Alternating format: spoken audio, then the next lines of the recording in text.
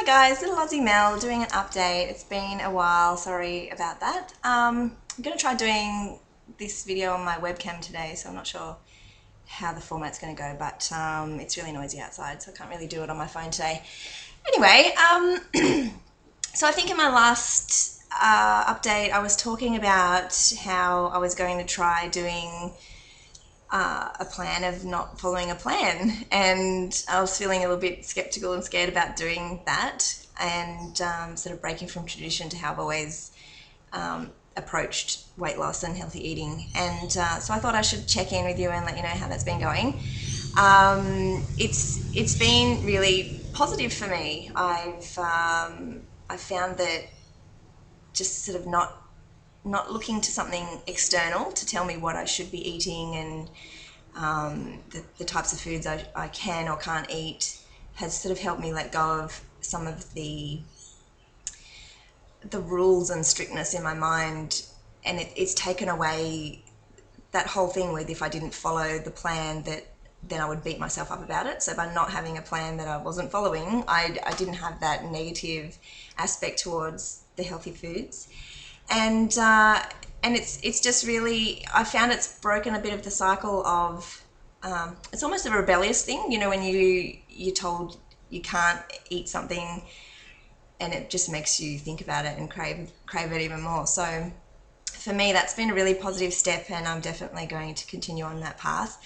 I haven't been weighing really. I think I've weighed myself once since my last video, and I think that was about, like the last time I weighed was about 3 weeks ago, and I was down to 69.1 kilos, which is, which was down. I don't remember what I was in the last video. I think I had been hovering around 71 or 72 kilos, I think. So, so definitely had gone down. And to be honest, I was hesitant to weigh in the day that I did because I was just feeling really good about where I was at with my eating and how I was feeling about my body, and I was feeling like my clothes were fitting a bit better, and whether that's true or not, if that's how you're feeling about yourself, that's a positive thing. So I was kind of scared of getting on the scale, and if it didn't have a good number, that it would just undo all those good feelings I had been having. But luckily it was a positive result. So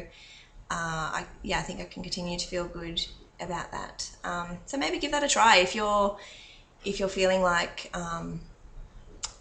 you can't quite get it together. Maybe, and looking for a new plan. Maybe think about just trying to trust your instincts. I know it's a scary kind of concept.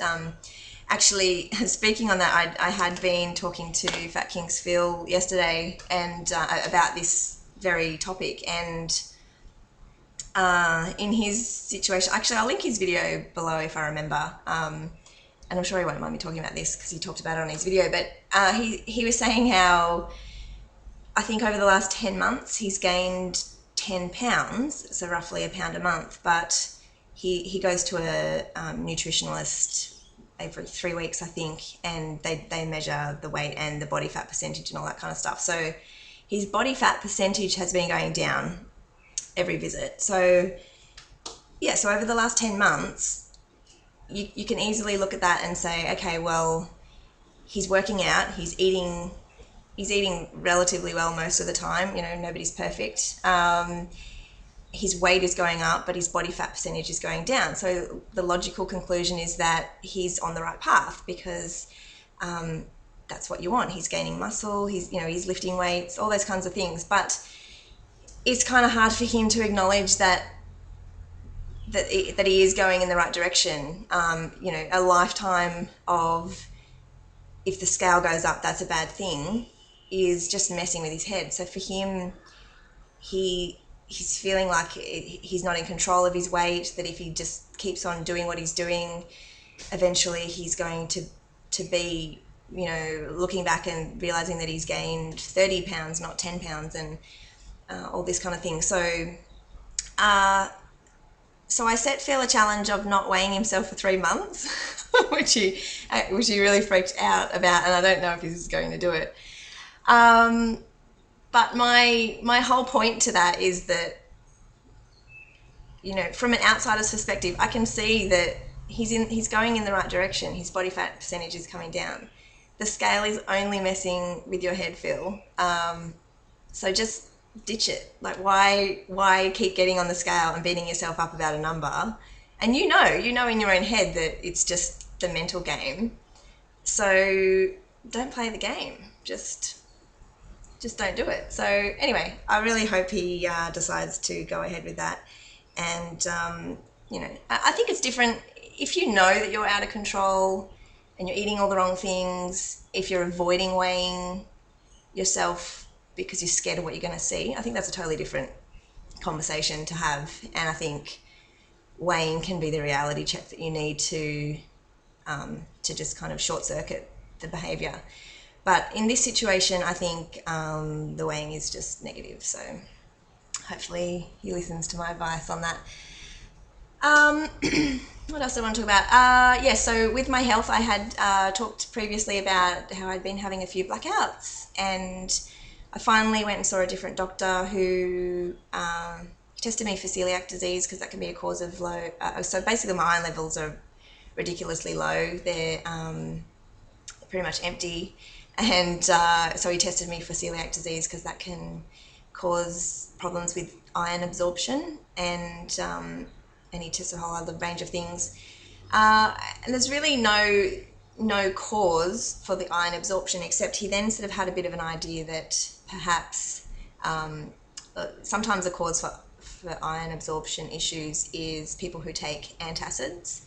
So apparently the stomach acid, when you consume iron, it converts the iron from a +2 state to a +3 state. I think that's right, or it might be from +3 to +2. I forget the way it goes.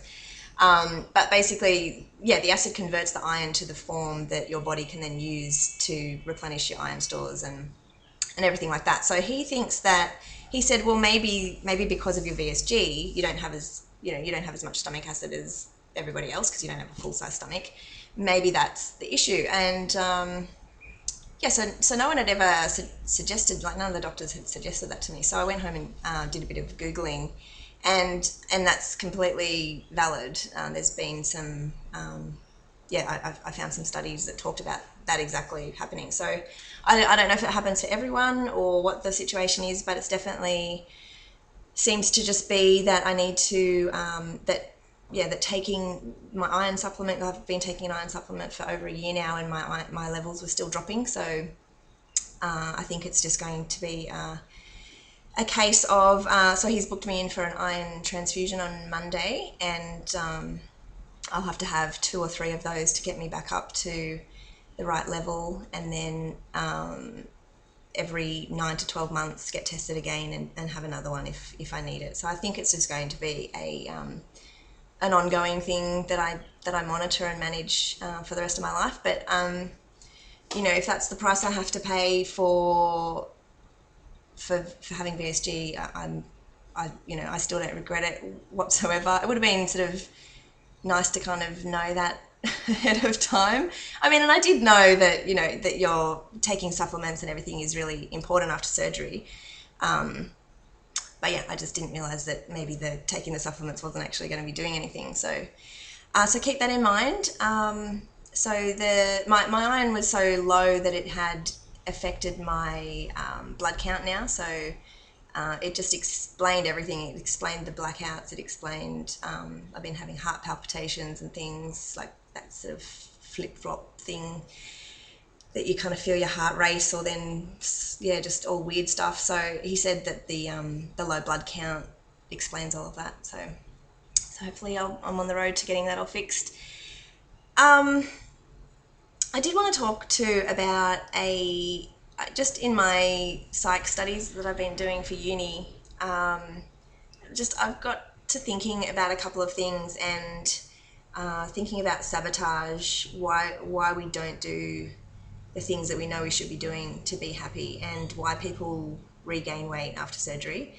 And I don't know, I just had a bit of an idea in regards to our body's set point. And we kind of talk about how when you're losing weight that your body can kind of get stuck at a set point, and you can lose weight but your body, you can drop down below that set point, and then your body sort of undermines your efforts to lose weight by trying to get you to gain weight back up to that set point that it's happy at. And it got me thinking about, maybe we have an emotional set point, and maybe if you've spent an entire life or a significant portion of your life feeling depressed or negative or low self-esteem, things like that, and then you go through this wonderful phase of losing all the weight from surgery, and it's a really positive, happy time. I just wonder if maybe perhaps there's an emotional set point where it's sort of it's great, but it's out of our comfort zone, and maybe unconsciously we begin to sabotage areas of our health and start regaining, not doing all the things we know worked for us, like eating healthy and exercising, because we want to get, like, unconsciously we want to get back to that place where we don't feel good about ourselves. So I don't know, be interested to think what you think about that. And it's definitely something I want to chew on a little bit further. Anyway, I think I've rambled on way too long already. Hopefully this video works, and I'll check back in again with you soon. Don't forget, Phil, 3 months, no weighing.